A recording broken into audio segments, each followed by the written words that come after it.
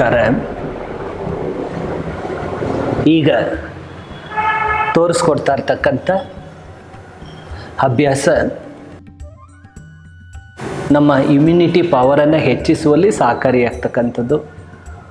ಅಂದರೆ corona virus ಬಾಡಿಗೆ entry ಆದಾಗ ಅದನ್ನು ಇನ್ಯಾಕ್ಟಿವ್ ಮಾಡಲಿಕ್ಕೆ ಸಪೋರ್ಟನ್ನು ಮಾಡ್ತಕ್ಕಂಥದ್ದು, ನಮ್ಮ ರೋಗ ನಿರೋಧಕ ಸಾಮರ್ಥ್ಯವನ್ನು ಹೆಚ್ಚಿಸಲಿಕ್ಕೆ ಸಪೋರ್ಟ್ ಮಾಡ್ತಕ್ಕಂಥದ್ದು, ಅಂದರೆ ಬರದಂತೆ ತಡೆ ಹಿಡಿಯಲಿಕ್ಕೆ ಸಪೋರ್ಟ್ ಮಾಡುತ್ತೆ.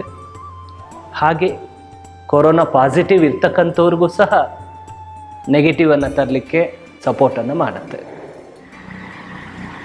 ಬಹಳಷ್ಟು ಮಂದಿ ಹೇಳಿಕೆ ಇದೆ, ಬಹಳಷ್ಟು ಮಂದಿ ಕೊರೋನಾ ಪೇಷಂಟ್ಸ್ ಇದ್ದರು, ಈಗೆಲ್ಲ ನೆಗೆಟಿವ್ ಬಂದಿದೆ, ಹೇಗೆ? ಅದು ಒಂದು ಸೀಕ್ರೆಟನ್ನು ಇಲ್ಲಿ ಹೇಳಲಾಗ್ತಾ ಇದೆ. ಅವರು ಬರೀ ಬಿಸಿ ನೀರನ್ನು 3 ಬಾರಿ ಉಪಯೋಗಿಸ್ತಾರೆ ಅಂತಕ್ಕಂಥದ್ದು. ಬೆಳಗ್ಗೆ ಎದ್ದಾಗ 1 ಗ್ಲಾಸು ಬಿಸಿನೀರನ್ನು ಕುಡಿತಾರೆ, ಮಧ್ಯಾಹ್ನ 1 ಗ್ಲಾಸು ಬಿಸಿನೀರನ್ನು ಕುಡಿತಾರೆ, ರಾತ್ರಿ 1 ಗ್ಲಾಸು ಬಿಸಿನೀರನ್ನು ಕುಡಿತಾರೆ. ನಾರ್ಮಲಾಗಿ ಬೆಚ್ಚಗಿರೋ ಊಟವನ್ನು ತಗೊಳ್ತಾರೆ. ತಣ್ಣಗಿರ್ತಕ್ಕಂಥ ಫ್ರಿಜ್ ಐಟಮ್ಸ್ ಎಲ್ಲ ಯಾವುದೂ ತಗೊಳ್ಳೋದಿಲ್ಲ. ಇದು ಸೀಕ್ರೆಟು. ಎಂಜಲಿನ ಪದಾರ್ಥ ವರ್ಜ, ಅಂದರೆ ಎಂಜಲಾಗಿರ್ತಕ್ಕಂಥ ಪದಾರ್ಥವನ್ನು ಯಾರು ತೊಗೊಳ್ಳೋದಿಲ್ಲ. ಮಾಸ್ಕನ್ನು ಹಾಕ್ಕೊಳ್ತಾರೆ, ಆಗಿಂದಾಗೆ ಕೈ ತೊಳಿತಕ್ಕಂಥ ಅಭ್ಯಾಸವನ್ನು ಇಟ್ಕೊಂಡಿದ್ದಾರೆ. ಇಷ್ಟು ಬಿಟ್ಟು ಬೇರೆ ಏನೂ ಅವರು ಫಾಲೋ ಮಾಡ್ತಾ ಇಲ್ಲ. ಇದನ್ನು ರೂಢಿಯಲ್ಲಿ ಇಟ್ಕೋಬೇಕು. ಈ ರೀತಿ ಇಟ್ಕೊಂಡು ಈಗ ತೋರಿಸ್ತಾ ಇರ್ತಕ್ಕಂಥ ಎಲ್ಲ ಅಭ್ಯಾಸಗಳನ್ನು ಮಾಡಿದಾಗ ವಿಶೇಷವಾದಂಥ ಬೆನಿಫಿಟ್ಸ್ ನಿಮ್ಮದಾಗುತ್ತೆ. ಮತ್ತು ಈ ಅಭ್ಯಾಸದಿಂದ ಆಮ್ಲಜನಕದ ಪ್ರಮಾಣವನ್ನು ಹೆಚ್ಚಿಸ್ಕೊಳ್ಬೋದು. ಅಂದರೆ ಆಕ್ಸಿಜನ್ ತುಂಬ ಕೊರತೆ ಇದೆ. ಇತ್ತೀಚೆಗೆ ಲಕ್ಷಾಂತರ ಮಂದಿ ಆಕ್ಸಿಜನ್ ಕೊರತೆಯಿಂದ ನರಳ್ತಾ ಇದ್ದಾರೆ. ಅವರಿಗೆಲ್ಲ ಇದು ವರದಾಯಕ. ಯೋಗದ ಮಹತ್ತರವಾದಂಥ ಸೀಕ್ರೆಟ್ಗಳಲ್ಲಿ ಇದು ಒಂದು. ಆಮ್ಲಜನಕದ ಆಕ್ಸಿಮೀಟರನ್ನು ಇಟ್ಕೊಂಡು ಪ್ರಾರಂಭ ಮಾಡಲಿಕ್ಕೆ ಮೊದಲು ಎಷ್ಟಿದೆ, ಅಭ್ಯಾಸ ಮಾಡಿದ ನಂತರ ಎಷ್ಟಿದೆ ಗಮನಿಸಿ. ವಿತಿನ್ 4 to 5 ಡೇಸಲ್ಲಿ ನಾರ್ಮಲ್ ಸ್ಟೇಜಿಗೆ ಬರುತ್ತೆ. ಅವ್ರ ಆಕ್ಸಿಜನ್ ಇಂಟೇಕ್ ಕೆಪಾಸಿಟಿ ಕರೆಕ್ಟಾಗಿರುತ್ತೆ, 90 ಎಬೋವ್ ಹೋಗಿಬಿಡುತ್ತೆ. ತೊಂದರೆ ಇರ್ತಕ್ಕಂಥವರಿಗೆಲ್ಲ ಇದನ್ನು ಶೇರ್ ಮಾಡಿ, ವಿಶೇಷವಾದಂಥ ಬೆನಿಫಿಟ್ಸು ಅವ್ರದ್ದಾಗಲಿ. ಇಲ್ಲಿ ಜಾಗಿಂಗನ್ನು ಅಳವಡಿಸಲಾಗಿದೆ. ಜಾಗಿಂಗನ್ನು ಏಕೆ ಅಳವಡಿಸಲಾಗಿದೆ? ವ್ಯಾಯಾಮವಿಲ್ಲದ ವ್ಯಕ್ತಿ 1 ನಿಮಿಷಕ್ಕೆ 3 ರಿಂದ 4 ಲೀಟರ್ನಷ್ಟು ಆಮ್ಲಜನಕವನ್ನು ಬಳಸಿಕೊಳ್ಳುತ್ತಾನೆ. ವ್ಯಾಯಾಮ ಮಾಡುವ ವ್ಯಕ್ತಿ, ಅದರಲ್ಲೂ ಯೋಗವನ್ನು ಅಭ್ಯಾಸ ಮಾಡುವ ವ್ಯಕ್ತಿ 5 ರಿಂದ 6 ಲೀಟರ್ನಷ್ಟು ಆಮ್ಲಜನಕವನ್ನು 1 ನಿಮಿಷಕ್ಕೆ ಬಳಸಿಕೊಳ್ಳುತ್ತಾನೆ. ನಾವು ಓಡುವ ಸಂದರ್ಭದಲ್ಲಿ, ಅಂದರೆ ಜಾಗ್ ಮಾಡುವ ಸಂದರ್ಭದಲ್ಲಿ ನಮ್ಮ ಶ್ವಾಸಕೋಶ ಒತ್ತಡಪೂರ್ವಕವಾಗಿ ಬಲವಂತವಾಗಿ ಕಾರ್ಯವನ್ನು ಪ್ರಾರಂಭಿಸುತ್ತೆ. ಆ ಸಂದರ್ಭದಲ್ಲಿ 200 ರಿಂದ 250 ಲೀಟರ್ನಷ್ಟು ಆಮ್ಲಜನಕವನ್ನು ಬಳಸಿಕೊಳ್ಳುತ್ತೇವೆ.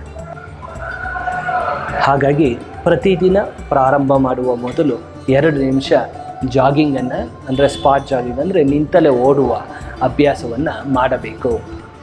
ಜಾಗಿಂಗನ್ನು ಮಾಡಬೇಕು, ಲೈಟಾಗಿ ಜಾಗಿಂಗನ್ನು ಮಾಡಬೇಕು. 2 ನಿಮಿಷ ಮಿನಿಮಮ್ ಅಭ್ಯಾಸ ಮಾಡ್ತಕ್ಕಂಥದ್ದು ಬಹಳ ಉತ್ತಮ. ಯೋಗ ಮ್ಯಾಟ್ ಮೇಲೆ ಅಭ್ಯಾಸ ಮಾಡಲಿಕ್ಕೆ ಹೋಗಬೇಡಿ, ನೆಲದ ಮೇಲೆ ಅಭ್ಯಾಸ ಮಾಡಬೇಕು. ಈಗ ನಿಮಗೆ ಮ್ಯಾಟಿನ ಮೇಲೆ ಅಭ್ಯಾಸ ತೋರಿಸ್ಲಾಗ್ತಾ ಇದೆ. ನೀವು ಅಭ್ಯಾಸ ಮಾಡುವಾಗ ಬರೀ ನೆಲದ ಮೇಲೆ ಅಥವಾ ಟೈಲ್ಸಿನ ಮೇಲೆ ಅಥವಾ ಲೈಟು ಸಣ್ಣ ಒಂದು ಸಮುದ್ರದ ದಂಡೆಯ ಕಲ್ಲುಗಳೇನಿದ್ದಾವೆ ಆ ಕಲ್ಲುಗಳ ಮೇಲೆ ಅಭ್ಯಾಸ ಮಾಡಿದಾಗ ಆಕ್ಯುಪ್ರೆಷರ್ ಬೆನಿಫಿಟ್ಸು ಸಹ ಪಡಿಬೋದು. ನೀವು ಕೈ ಮುಷ್ಟಿಯನ್ನು ಮಾಡಿ ಈ ರೀತಿ ಇಟ್ಕೊಳ್ಬೇಕು.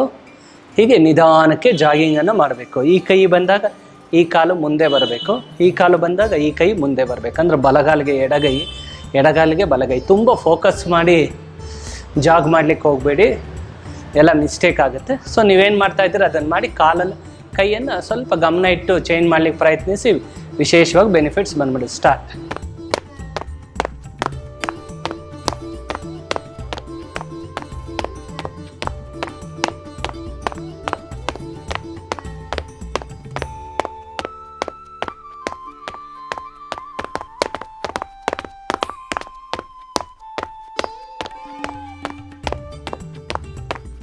ಸ್ಟಾಪ್ ಮಾಡಿ, ಕೈ ನಿಧಾನ ಕೆಳಗಡೆ ತಗೊಳ್ಳಿ. Next one is forward and backward bending practice. ಮುಂದೆ ಮತ್ತು ಹಿಂದೆ ಬಾಗ್ತಕ್ಕಂಥ ಅಭ್ಯಾಸ. ಇದು ಲಂಗ್ಸನ್ನು ಸ್ಪಷ್ಟವಾಗಿ ಹಿಗ್ಗಿಸುತ್ತೆ. ಸೊ ಹಾಗಾಗಿ ವಿಶೇಷವಾದಂಥ ಪ್ರಯೋಜನ ದೊರೆಯುತ್ತೆ. ಮೊದಲು ಕೈಗಳನ್ನು ಮೇಲ್ತನ್ನಿ, ಉಸಿರನ್ನು ಹೊರಗಡೆ ಬಿಡುವಾಗ ಮುಂದೆ ಬಾಗಬೇಕು, ಉಸಿರನ್ನು ತೆಗೆದುಕೊಳ್ಳುವಾಗ ಹಿಂದೆ ಬಾಗಬೇಕು. ಹೀಗೆ ಹಿಂದೆ ಬಾಗಿ 1, ಮುಂದೆ ಬಾಗಿ 2, 3,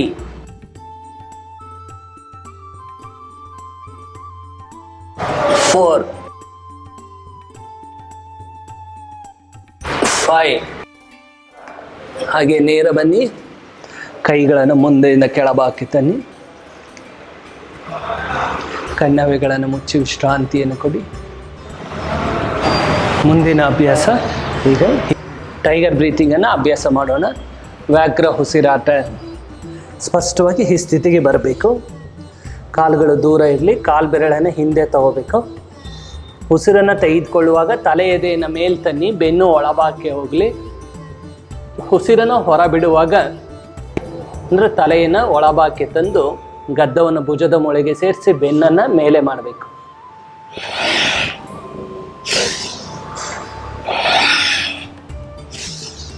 ಟೂ,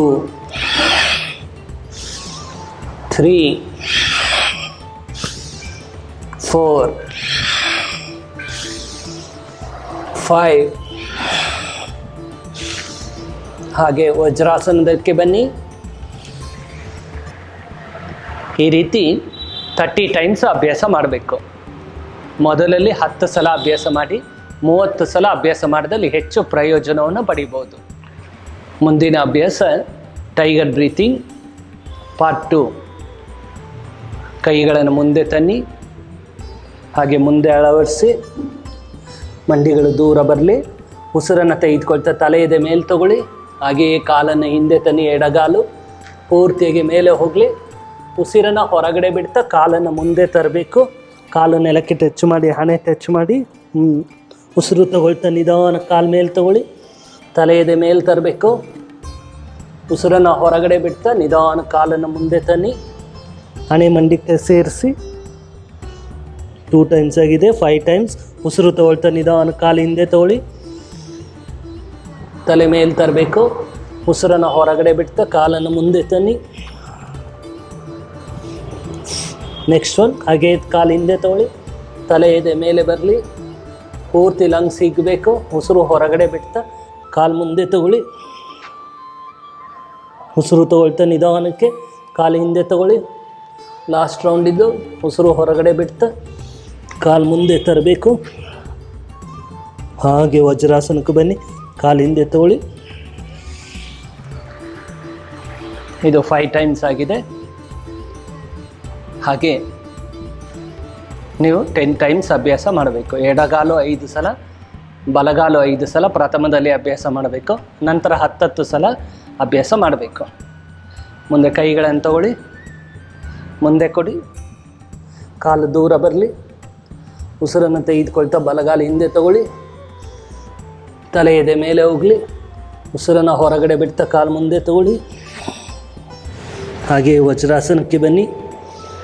ಇದಾದ ನಂತರ ಪಾವನ ಮುಕ್ತಾಸನ, ಶವಾಸನವನ್ನು ಅಭ್ಯಾಸ ಮಾಡಬೇಕು. ಉಸಿರನ್ನು ಹೊರಗಡೆ ಬಿಡ್ತಾ ಕಾಲುಗಳನ್ನು ಮಡಚಿಕೊಳ್ಳಿ, ಕೈಗಳಿಗೆ ಬರಲಿ. ದೀರ್ಘವಾಗಿ ಉಸಿರಾಡಿ 60 ಸೆಕೆಂಡುಗಳು. ಉಸಿರನ್ನು ತೆಗೆದುಕೊಳ್ತಾ ನಿಧಾನಕ್ಕೆ ಕಾಲನ್ನು ಮುಂದೆ ಚಾಚಿ, ಕೈಗಳನ್ನು ಹಿಂದೆ ಕೊಡಿ, ತಲೆಯನ್ನು ಹಿಂದೆ ತಂದು ವಿಶ್ರಾಂತಿಯನ್ನು ಕೊಡಿ. ಕಾಲುಗಳು 1 ಅಡಿ ದೂರ ಬರಲಿ. ಶವಾಸನವನ್ನು ಅಭ್ಯಾಸ ಮಾಡಬೇಕು.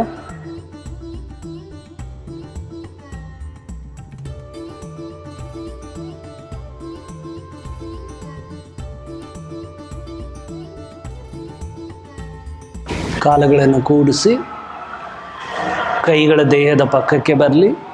ಬಲಗೈಯನ್ನು ತಲೆಯ ಮೇಲ್ಭಾಗದಲ್ಲಿ ಚಾಚಿ, ಎಡಗಾಲನ್ನು ಮಡಿಚಿ, ಬಲಗಡೆ ತಿರುಗಿ, ಕೈಯನ್ನು ಮುಂದೆ ಕೊಡಿ, ಮೇಲೆ ಬನ್ನಿ. ವಜ್ರಾಸನದಲ್ಲಿ ಕುಳಿತುಕೊಳ್ಳಿ. ಈಗ ಕೈಗಳನ್ನು ಹೊಟ್ಟೆಯ ಮೇಲೆ ತನ್ನಿ. ವೇಗವಾಗಿ ಉಸಿರನ್ನು ತಗೋಬೇಕು. ಒಂದೇ ಸಲ ಉಸಿರನ್ನು ಹೊರಗಡೆ ಬಿಡಬೇಕು. ಮಾಡಿ.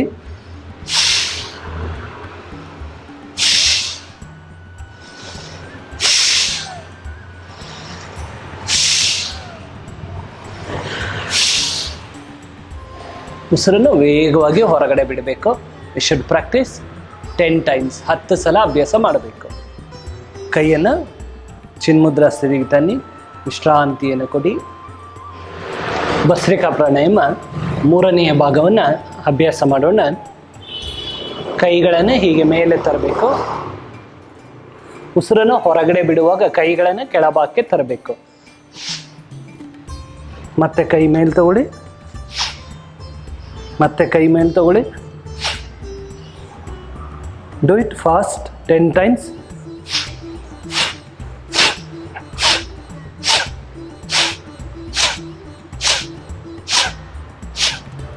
ಕೈ ಮೇಲೆ ನಿಲ್ಲಿಸಿ ಹಾಗೆಯೇ ಕೆಳಭಾಗ ತನ್ನಿ. ಮೊದಲಲ್ಲಿ 10 ಸಲ ಅಭ್ಯಾಸ ಮಾಡಿ, ಅದಾದ ನಂತರ 30 ಸಲ ಅಭ್ಯಾಸ ಮಾಡ್ಬೋದು. ಭುಜದ ನೋವಿರ್ತಕ್ಕಂಥವ್ರು ಬರೀ 5 ಸಲ ಮಾತ್ರ ಅಭ್ಯಾಸ ಮಾಡಿ. ಈಗ ಕಪಾಲಭಾತಿಯನ್ನು ಅಭ್ಯಾಸ ಮಾಡೋಣ. You should practise 60 times per minute, 3 rounds. 1 ನಿಮಿಷಕ್ಕೆ 60 ಸಲ ಅಭ್ಯಾಸ ಮಾಡಬೇಕು. ಕೈಗಳನ್ನು ಹೊಟ್ಟೆಯ ಮೇಲೆ ಕೊಡಿ. One should not go for the practice if one is suffering from high B P ಇರ್ತಕ್ಕಂಥವ್ರು ಇದು ಅಭ್ಯಾಸ ಮಾಡಬಾರ್ದು. ಮತ್ತು ಸ್ತ್ರೀಯರು ಮಾಸಿಕ ಋತುಚಕ್ರದ ಕಾಲದಲ್ಲಿ ಅಭ್ಯಾಸ ಮಾಡಬಾರ್ದು. ಕೈ ಹೊಟ್ಟೆಯ ಮೇಲೆ ಬರಲಿ. Start exhaling.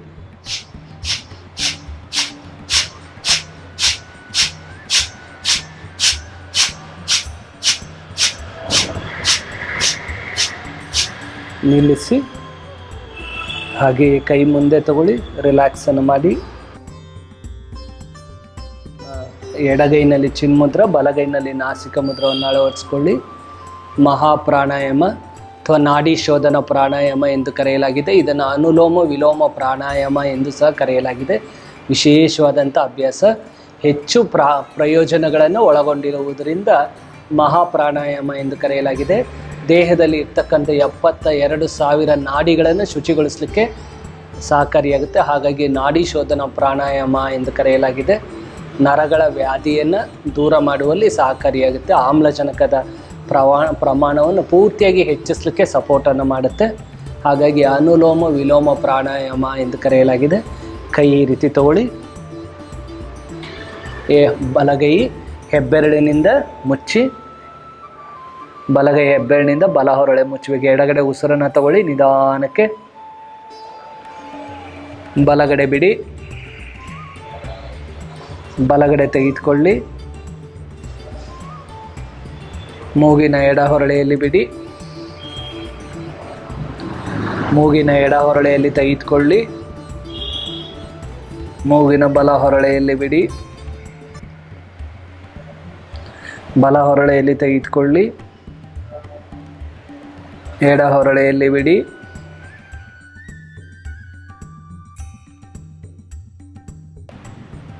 ಕೈಯನ್ನು ಕೆಳಭಾಗಕ್ಕೆ ತರಬೇಕು. ಮಾಡಿದ್ದೇವೆ. ಇದನ್ನು ಮೊದಲಲ್ಲಿ 9 ಸಲ ಅಭ್ಯಾಸ ಮಾಡಿ, ನಂತರ 18 ಸಲ ಅಭ್ಯಾಸ ಮಾಡಬೇಕು.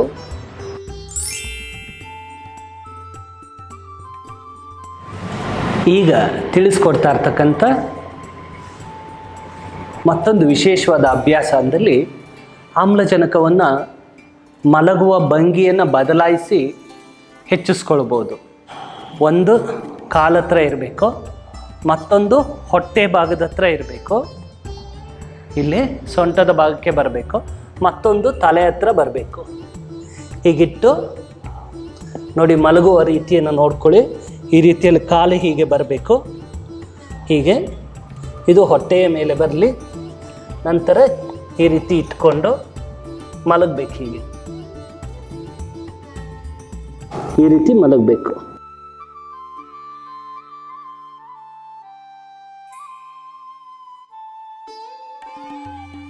ಈ ರೀತಿ ನಾರ್ಮಲ್ ಆಗಿ ಹೀಗೆ 10 ನಿಮಿಷದವರೆಗೂ ಉಸಿರಾಡಬಹುದು. ಯಾವುದೇ ರೀತಿ ತೊಂದರೆ ಇಲ್ಲ. ಅಥವಾ ಹೀಗೆ ನಿದ್ದೆ ಮಾಡಿದ್ರೂ ಓಕೆ. ಮಿನಿಮಮ್ 10 ಮಿನಿಟ್ಸ್ ಅಭ್ಯಾಸ ಮಾಡಬೇಕು. ಇತ್ತೀಚಿನ ದಿನಗಳಲ್ಲಿ ಬಹಳಷ್ಟು ಮಂದಿ ಮಾನಸಿಕ ರೋಗದಿಂದ ನರಳ್ತಾ ಇದ್ದಾರೆ. ನನಗೆ ಕೊರೋನಾ ಬಂದುಬಿಡುತ್ತೆ. ನಮಗೆ ಕಾಲ್ ಮಾಡಿದಾಗ ಹೇಳಿದರು, ಸರ್ ಮತ್ತೆ ನಿಮ್ಮನ್ನು ನೋಡ್ತೇನೋ ಇಲ್ವೋ, ಕೊರೋನಾ ಬಂದು ನನ್ನನ್ನು ಕರ್ಕೊಂಡು ಹೋಗ್ಬಿಡುತ್ತೋ ಏನೋ, ಈ ರೀತಿ ಡಿಪ್ರೆಷನ್ಗೆ ಹೋಗ್ಬಿಟ್ಟಿದ್ದಾರೆ. ಆ ರೀತಿ ಹೋಗ್ತಕ್ಕಂಥ ಅಗತ್ಯ ಇರೋದಿಲ್ಲ. ಯೋಗವನ್ನು ಅಭ್ಯಾಸ ಮಾಡಿದ್ರು ಸಾಕು, ಅದರಿಂದ ದೂರ ಇರ್ತಾರೆ. ಅಥವಾ ಇದ್ದರೂ ಅದನ್ನು ನೆಗೆಟಿವ್ ಆಗಿ ತರಲಿಕ್ಕೆ ಯೋಗ ಸಪೋರ್ಟ್ ಮಾಡುತ್ತೆ ಒಂದು. ಮತ್ತು ದೇವರನ್ನು ಸಂಪೂರ್ಣವಾಗಿ ನಂಬಬೇಕು, ಬಹಳ ಮುಖ್ಯವಾದಂಥ ಹಂತ. ಎಷ್ಟು ನಂಬಿಕೆ ಇರಬೇಕು, ಅದನ್ನು ಭಕ್ತಿ ಯೋಗ ಅಂತ ಕರೀತಾರೆ. ಅನ್ಡೌಟೆಡ್ ಲವ್ ಟುವರ್ಡ್ಸ್ ಗಾಡ್, ನಿಸ್ಸಂದೇಹವಾಗಿರ್ತಕ್ಕಂಥ ದೇವರ ಮೇಲಿನ ಪ್ರೀತಿ ಬಹಳ ವಿಶೇಷವಾದಂಥ ರಕ್ಷೆಯನ್ನು ತರುತ್ತೆ. ಒಬ್ಬರು ಸ್ವಾಮೀಜಿ ಒಬ್ಬರು ಹೇಳಿದಂಥ ವಿಶೇಷವಾದಂಥ ಒಂದು ನಿಜ ಕತೆ. ಫ್ಲೈಟ್ನಲ್ಲಿ ಅಂದರೆ ಏರೋಪ್ಲೈನಲ್ಲಿ ಎಲ್ಲರೂ ಕುಳಿತಿದ್ದಾರೆ. ಕೆಲವರು ಹೊಸದಾಗಿ ಆ ದಿನ ಕುಳಿತುಕೊಂಡಿದ್ದಾರೆ. ಅವ್ರಿಗೆ ತುಂಬ ಸಂತೋಷ, ತುಂಬ ಕುತೂಹಲ, ಫ್ಲೈಟ್ ಹೀಗಿರುತ್ತಾ ಈ ರೀತಿ ಕುತೂಹಲ. ಕೆಲವರೆಲ್ಲ 2-3 ಸಲ ಓಡಾಡಿರ್ತಕ್ಕಂಥವ್ರು, ಕೆಲವರು ಈ ದೇಶದಿಂದ ಆ ದೇಶಕ್ಕೆ ಕಾಮನ್ನಾಗಿ ಯಾವ ಬಿಸ್ನೆಸ್ ಒಂದು ವರ್ಕ್ ಮೇಲೆ ಆಗಿಂದಾಗೆ ಓಡಾಡ್ತಕ್ಕಂಥವ್ರು ಎಲ್ಲರೂ ಸಹ ಕುಳಿತಿದ್ದಾರೆ. ಫ್ಲೈಟ್ ಅದು ಫುಲ್ಲಾಗಿದೆ. ಫ್ಲೈಟು ಪ್ರಾರಂಭವಾಯಿತು. ಆ ನಿಯಮಗಳನ್ನೆಲ್ಲ ಹೇಳಿದ್ರು, ಈ ರೀತಿ ಹಾಕ್ಕೊಳ್ಳಿ, ಹಾಗೆ ಹಾಕ್ಕೊಳ್ಳಿ, ನಾವು ಹ್ಯಾಪಿ ಜರ್ನಿ ಫಾರ್ ಎವ್ರಿಬಡಿ, ಎಲ್ಲರಿಗೂ ಹ್ಯಾಪಿ ಜರ್ನಿಯನ್ನು ಹೇಳಿದ್ರು. ಫ್ಲೈಟು ಪ್ರಾರಂಭವಾಯಿತು, ಹೋಗ್ತಾ ಇದೆ, ಸಮುದ್ರದ ಮೇಲೆ ಬಂದಿದೆ. ಮತ್ತು ಸ್ವಲ್ಪ ಫ್ಲೈಟ್ ವೈಬ್ರೇಟ್ ಆಯಿತು. ಅನೌನ್ಸ್ ಮಾಡೋದು, there is problem with the flight, please wear the belt tightly, ನಾವು take care of your hair box. ಏನೋ ಪ್ರಾಬ್ಲಮ್ ಇದೆ, ಫ್ಲೈಟಲ್ಲಿ ತೊಂದರೆ ಆಗ್ತಾಯಿದೆ, ಎಲ್ಲರೂ ಬೆಲ್ಟನ್ನು ಟೈಟಾಗಿ ಹಾಕ್ಕೊಳ್ಳಿ. ಮತ್ತು ನಿಮ್ಮ ಹೇರ್ ಬ್ಯಾಗ್ಸ್ ಏನಿರುತ್ತೆ, ಹೇರ್ ಬಾಕ್ಸ್ಗಳು ಏನಿರುತ್ತೆ, ನೀವು ಕುಳಿತುಕೊಳ್ಳೋ ಸೀಟ್ ಕೆಳಭಾಗದಲ್ಲಿ ಅದನ್ನು ಗಮನದಿಂದ ನೋಡ್ಕೊಳ್ಳಿ.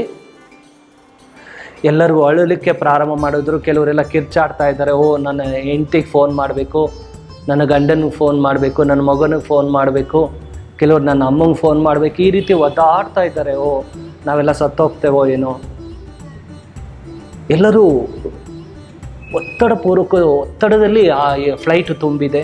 ಅದನ್ನು ಚಿತ್ರ ಗಮನಿಸ್ಕೊಳ್ಳಿ. ಎಲ್ಲರೂ ಗಾಬರಿಯುತವಾಗಿದ್ದಾರೆ. ಆದರೆ ಒಂದು ಮಗು ಮಾತ್ರ ಕೂಲಾಗಿ ಹೊರಗಡೆ ವ್ಯೂ ನೋಡ್ತಾ ಇದೆ.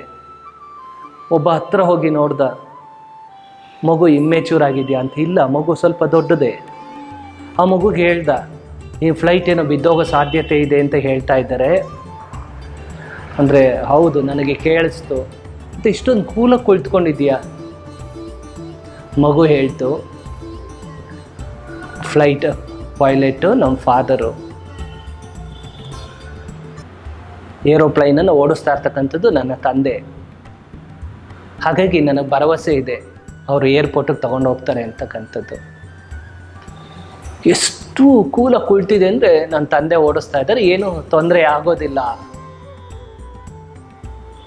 ನಂತರ ಹೋಗಿ ಏರ್ಪೋರ್ಟಲ್ಲಿ ಇಳೀತು. ಹಾಯಾಗೆಲ್ಲ ಖುಷಿಯಿಂದ ಎಲ್ಲ ಹಗ್ ಮಾಡ್ಕೋತಾ ಇದ್ದಾರೆ. ತುಂಬ ಸಂತೋಷ, ಹೋದ ಜೀವ ಮತ್ತೆ ಬಂದಂಗಿದೆ. ಮಗು ಮಾತ್ರ ನಾರ್ಮಲಾಗಿತ್ತು, ನಾರ್ಮಲಾಗಿ ಎಂಜಾಯ್ ಮಾಡ್ತಾ ಇತ್ತು. ಈ ರೀತಿಯಲ್ಲಿ ಪ್ಯಾಂಡಮಿಕ್, ಈ ರೀತಿ ಒಂದು ಸಿಚುಯೇಷನಲ್ಲಿ ಏನಾಗ್ಬಿಡುತ್ತೋ ಏನಿಲ್ಲ, ದೇವರನ್ನು ನಂಬಿ. ದೇವರು, ನಾವು ಈಗ ಫ್ಲೈಟಲ್ಲಿ ಇದ್ದೇವೆ, ಎಲ್ಲರೂ ಫ್ಲೈಟಲ್ಲಿ ಇದ್ದೇವೆ. ಓಡಿಸ್ತಾ ಇರ್ತಕ್ಕಂಥದ್ದು ಯಾರು? ದೇವರು, ನಮ್ಮ ತಂದೆ. ಹಾಗಾಗಿ ಭಯ ಪಡ್ತಕ್ಕಂಥ ಗೋಜಿಲ್ಲ. ದೇವರು ಕರೆಕ್ಟಾಗಿ ದಡಕ್ಕೆ ತೊಗೊಂಡೋಗ್ತಾನೆ. ಆದರೂ ಹೋಗುವಾಗ ಸ್ವಲ್ಪ ವೈಬ್ರೇಟ್ ಆಗ್ತಾ ಇರುತ್ತೆ, ಸ್ವಲ್ಪ ಆಕ್ಸಿಜನ್ ಏನೋ ಕಮ್ಮಿ ಅನಿಸುತ್ತೆ, ಹೀಗೆಲ್ಲ ಆಗ್ತಾ ಇರುತ್ತೆ. ಏನು ಹೆದರ್ಕೊಳ್ಳೋ ಗೋಜಿಲ್ಲ. ಅಲ್ಲಿ ಡ್ರೈವಿಂಗನ್ನು ಮಾಡ್ತಾ ಇರ್ತಕ್ಕಂಥದ್ದು ದೇವರು. ಸೊ ಹಾಗಾಗಿ ಒತ್ತಡದಿಂದ ನರಳ್ತಕ್ಕಂಥ ಅಭ್ಯಾಸಕ್ಕೆ ಹೋಗಬೇಡಿ. ಆ ವಿಚಾರ ಈ ವಿಚಾರ ತಿಳ್ಕೊಂಡು ಮತ್ತೆ ತೊಂದರೆಗಳನ್ನು ಮಾಡಿಕೊಳ್ಬೇಡಿ. ಮತ್ತು ನಿಮ್ಮ ಮನಸ್ಸನ್ನು ಸರಿಯಾಗಿ ಎಂಗೇಜನ್ನು ಮಾಡಲಿಕ್ಕೆ ಪ್ರಯತ್ನಿಸಿ. ಮನಸ್ಸು ಅಳ್ತಾ ಇದೆ, ಮನಸ್ಸು ಅಳುವಾಗ ಇದ್ದರೆ ಬೋರ್ ಆಗ್ತಾ ಇದೆ ನಿಮಗೆ. ಬೋರ್ ಆಗುವಾಗ ಏನು ಮಾಡಬೇಕು? ಸಿಗರೇಟು ಸೇದೋದು ಕಲ್ತ್ಕೊಳ್ಳೋದು, ಹೆಂಡ ಕುಡಿಯೋದು ಕಲ್ತ್ಕೊಳ್ಳೋದು, ಕಾಫಿ ಕುಡಿಯೋದು ಕಲ್ತ್ಕೊಳ್ಳೋದು, ಇದನ್ನು ಮಾಡಬಾರ್ದು. ಮನಸ್ಸು ಬೋರ್ ಆಗ್ತಾ ಇದೆ ಅಂದರೆ ಸರಿಯಾದ ವಿಚಾರವನ್ನು ಕೊಡಬೇಕು. ಮಗು ಅಳ್ತಾ ಇದೆ ಅಂದರೆ ಏನು ಮಾಡೋದು? ಬ್ಲೇಡ್ ತೊಗೊಂಡೋಗಿ ಹಾಕೋದು, ಚಾಕು ತೊಗೊಂಡೋಗಿ ಹಾಕಿದ್ರೆ ಏನು ಮಾಡುತ್ತೆ? ಮಗು ಅಳೋದು ನಿಲ್ಲಿಸುತ್ತೆ, ಆದರೆ ಎಲ್ಲ ಕುಯ್ಕೊಂಬಿಡುತ್ತೆ, ರಕ್ತದ ಮಡಿಲಾಗ್ಬಿಡುತ್ತೆ. ಹಾಗೆ ಮನಸ್ಸು ಅಳ್ತಾ ಇದೆ ಅಂತೇಳಿ ಕೆಟ್ಟದ್ದನ್ನು ಕೊಡೋ ಪ್ರಯತ್ನ ಮಾಡಬಾರ್ದು. ಏನಾದರೂ ಒಳ್ಳೆಯದನ್ನು ಕೊಡಿ. ಟೈಮ್ ಇದೆ ಅಂದರೆ ಏನು ಮಾಡ್ತೀರಾ? ನೀವು ಚಿಕ್ಕ ವಯಸ್ಸಲ್ಲಿ ಹಾಡನ್ನು ಆಡಿರ್ತೀರ, ಅಥವಾ ಬುಗುರಿಯನ್ನು ಆಡಿಸಿ ನೋ ಪ್ರಾಬ್ಲಮ್, ಎಂಜಾಯ್ ಮಾಡಿ. ಮಗು ನೋಡಿ, ಒಂದು ಸಣ್ಣ ವಸ್ತು ಇದ್ದರೆ ಇಡೀ ಪ್ರಪಂಚನೇ ಮರೆತು ಅದು ಎಂಜಾಯ್ ಮಾಡುತ್ತೆ. ಎಂಜಾಯ್ ಮಾಡಿ. ಮನೆಯಲ್ಲಿ ಚೆಸ್ ಆಡಿ, ಕ್ಯಾರಮ್ ಆಡಿ, ಎಲ್ಲರೂ ಕೂತ್ಕೊಂಡು ಆಟ ಆಡಿ, ವೈಫ್ಗೆ ಹೆಲ್ಪ್ ಮಾಡಿ ಅಥವಾ ಯಜಮಾನ್ರು ಏನಾದ್ರು ಕೆಲಸ ಮಾಡ್ತಾಯಿದ್ರೆ ಹೆಲ್ಪ್ ಮಾಡಿ, ಮಾತಾಡಿ ಕೂತ್ಕೊಂಡು ಒಂದೊಂದು ಆಟವಾಡಿ. ಮನಸ್ಸು ಅಳ್ತಾ ಇದೆ, ಒಂದು ಹಾಡು ಆಡೋದನ್ನು ಕಲಿಸ್ಕೊಡಿ. ಯೂಟ್ಯೂಬ್ ನೋಡ್ಕೊಂಡು ಒಂದೆರಡು ಹಾಡು ಆಡೋದನ್ನು ಕಲ್ತ್ಕೊಳ್ಳಿ. ಅಥವಾ ಬೇರೆ ಏನಾದರೂ ನೀವು ಚಿಕ್ಕ ವಯಸ್ಸಲ್ಲಿ ಒಂದು ಇನ್ಸ್ಟ್ರೂಮೆಂಟ್ಗಳನ್ನು ಇಟ್ಕೊಂಡಿರ್ತೀರ, ಅದನ್ನು ಪ್ಲೇ ಮಾಡೋದನ್ನು ಕಲ್ತ್ಕೊಳ್ಳಿ. ಅಥವಾ ಯಾವುದಾದ್ರೂ ಒಂದು ಆ್ಯಪ್ ತೊಗೊಂಡು ಒಳ್ಳೆ ಎಡಿಟಿಂಗನ್ನು ಕಲ್ತ್ಕೊಳ್ಳಿ. ಹೀಗೆ ಏನಾದರೂ ಒಂದು ಹೊಸ ವಿಚಾರವನ್ನು ಮನಸ್ಸಿಗೆ ಕೊಡ್ಲಿಕ್ಕೆ ಪ್ರಯತ್ನಿಸಿ. ಇಲ್ಲದೇ ಇದ್ರೆ ಏನು ಮಾಡುತ್ತೆ, idle mind is A devil workshop ಅಂತ ಹೇಳಿದ್ದಾರೆ. ಮನ್ಸಿಗೇನು ಕೆಲಸ ಕೊಡಲಿಲ್ಲ ಅಂದರೆ ನಿಮಗೆ ಅದು ಕೆಲಸ ಕೊಡೋಕ್ಕೆ ಸ್ಟಾರ್ಟ್ ಮಾಡುತ್ತೆ. ಅವ್ರು ಸತ್ತೋದ್ರ, ಅಯ್ಯೋ ನನಗೇನಾಗುತ್ತೋ ನಾಳೆ, ಅವ್ರಿಗೆ ಹಂಗಾಯ್ತಾ, ನಮ್ಮ ಮನೆಯವ್ರಿಗೆ ಏನಾಗುತ್ತೋ, ಇದೆಲ್ಲ ತೊಂದರೆ ಕೊಡ್ತಾ ಹೋಗುತ್ತೆ. ಏನು ತೊಂದರೆ ಇಲ್ಲ, ಹೇಳಿದ್ವಲ್ಲ, ದೇವ್ರಿಗೆ ಫ್ಲೈಟನ್ನು ಓಡಿಸ್ತಾ ಇರ್ತಕ್ಕಂಥದ್ದು. ಸಂಪೂರ್ಣವಾದ ನಂಬಿಕೆಯೊಂದಿಗಿರಿ. Don't think of anything. ಹೀಗೆ ಹೇಳಿರ್ತಕ್ಕಂಥ ಎಲ್ಲ ವಿಚಾರಗಳು ಅದ್ಭುತವಾಗಿರ್ತಕ್ಕಂಥವು. ಕೊರೋನಾದಿಂದ 100%, 100% ದೂರ ಇರಿಸ್ಲಿಕ್ಕೆ ಸಪೋರ್ಟ್ ಮಾಡ್ತಕ್ಕಂಥವು. ಸೊ ಹಾಗಾಗಿ ಸದಾಕಾಲದಲ್ಲಿ ಒತ್ತಡದಿಂದ ನರಳ್ತಕ್ಕಂಥ ಪ್ರಯತ್ನಕ್ಕೆ ಹೋಗಬೇಡಿ. Be happy, B com, B cool. ಈ ರೀತಿ ಸಮಯವನ್ನು ಸರಿಯಾದ ಹಾದಿಯಲ್ಲಿ ಬಳಸ್ಕೊಳ್ಳಿ. ನಿಮ್ಮ ಮನಸ್ಸನ್ನು ಸರಿಯಾದ ರೀತಿಯಲ್ಲಿ ಎಂಗೇಜ್ ಮಾಡಬೇಕು. ಈ ಅಭ್ಯಾಸಗಳನ್ನೆಲ್ಲ ಕ್ರಮಬದ್ಧವಾಗಿ ಅಭ್ಯಾಸ ಮಾಡಿ, ಆಕ್ಸಿಮೀಟರ್ನಲ್ಲಿ ಕ್ರಮಬದ್ಧವಾಗಿ ಚೆಕ್ ಮಾಡಿ, ಉಂಟಾಗ್ತಕ್ಕಂಥ ಬದಲಾವಣೆಯನ್ನು ವಿಶೇಷವಾಗಿ ಸವಿಯಿರಿ. ಅವಶ್ಯಕತೆ ಇರ್ತಕ್ಕಂಥ ಎಲ್ಲ ಮಂದಿಗೂ ಇದನ್ನು ಶೇರ್ ಮಾಡಿ, ಅವರು ಸಹ ಪೂರ್ಣ ಪ್ರಯೋಜನವನ್ನು ಪಡೆಯಲಿ. ನಮಸ್ಕಾರ.